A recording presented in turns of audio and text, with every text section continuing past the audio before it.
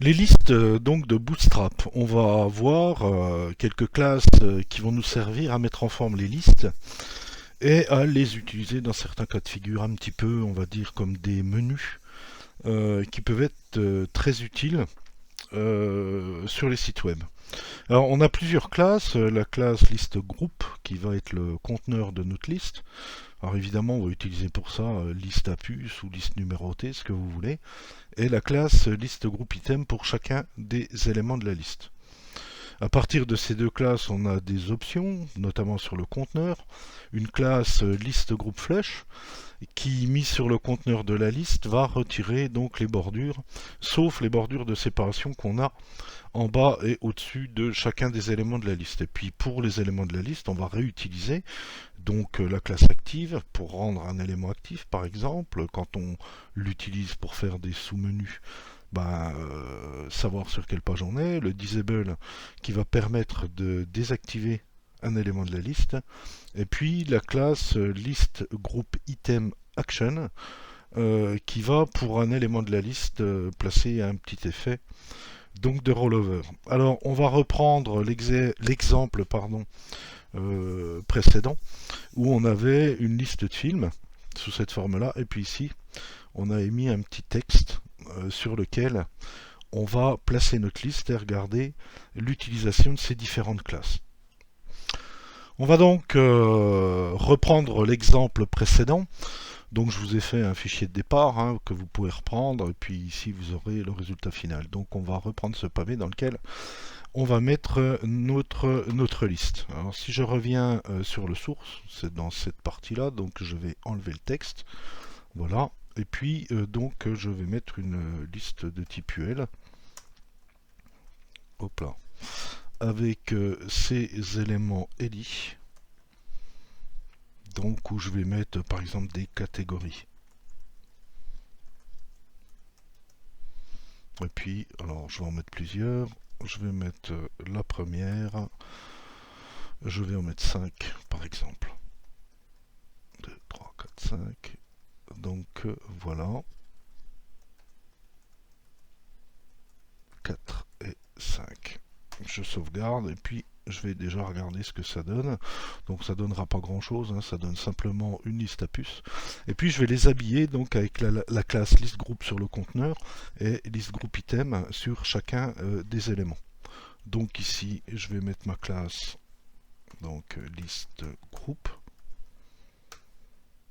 et puis sur chacun des éléments je vais répéter la classe list group item, ce qui va me permettre déjà de la mettre en forme. Item.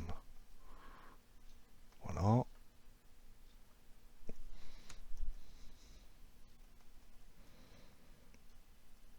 J'aurais dû prendre l'espace. Ici aussi. Ici aussi. Et enfin ici. Donc en utilisant ces classes, si on regarde un petit peu le résultat, donc voilà, vous voyez que déjà vous avez une mise en forme qui est faite. Et ensuite on va utiliser les autres classes options pour les effets, etc., etc., les activations, etc., etc. Donc les deux premières classes qu'on va utiliser, c'est on va activer cette catégorie-là et rendre inactive celle-ci, donc avec la classe active et disable. Donc si je reviens sur mon code, donc celle-ci, je vais la mettre active, et puis ici, donc disable, ce qui va nous donner comme résultat, voilà. Donc ici vous voyez pertinemment qu'elle n'est pas, elle est disable, elle est un petit peu différente des autres pour bien montrer qu'elle n'est pas utilisable. Et puis ici la couleur par défaut qu'on utilise quand on met la classe active. Alors autre possibilité, souvent bon c'est des menus, donc on a à l'intérieur des liens hypertextes. Donc je vais enlever les classes actives et désactives. Voilà, et puis pour chacun, je vais mettre un lien, donc A avec un href, voilà, qui pointe sur pas grand chose, et puis la fermeture évidemment de mon... Oh, je vais reprendre un petit peu ça, voilà. Ok. Alors je vais pas m'embêter. Plus facile de recopier ça et de changer les numéros. Alors il y en a 5, 2, 3, 4, 5.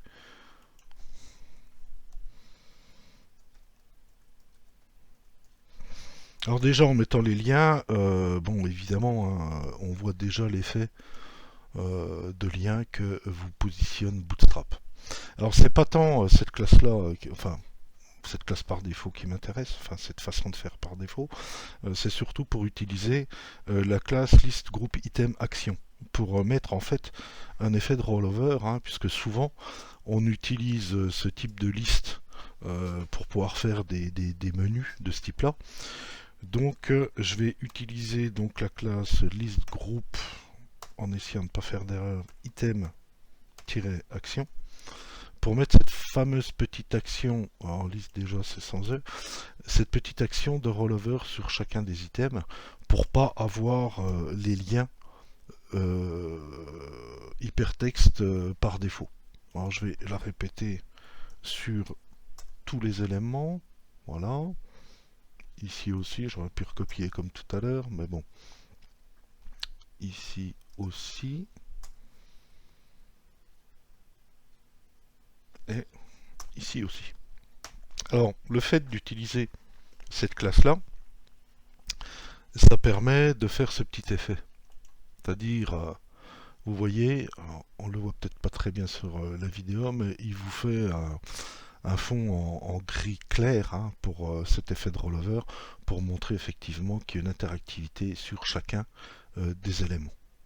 Donc c'est grâce évidemment à cette petite classe qui est déjà intégrée, hein, list group item action, si vous voulez utiliser ce genre de mécanisme. Alors enfin la classe list group flush, hein, si je regarde un petit peu ma page, vous voyez qu'ici évidemment les éléments sont encadrés par des bordures. Donc la classe list group flush placée sur le conteneur, elle va vous supprimer toutes les bordures sauf les bordures de séparation ici. Donc alors évidemment à mettre sur le conteneur celui qui contient donc list group flush. Voilà. Et puis l'effet, toc, l'effet donc le voilà. Hein, vous voyez qu'on a juste des séparations.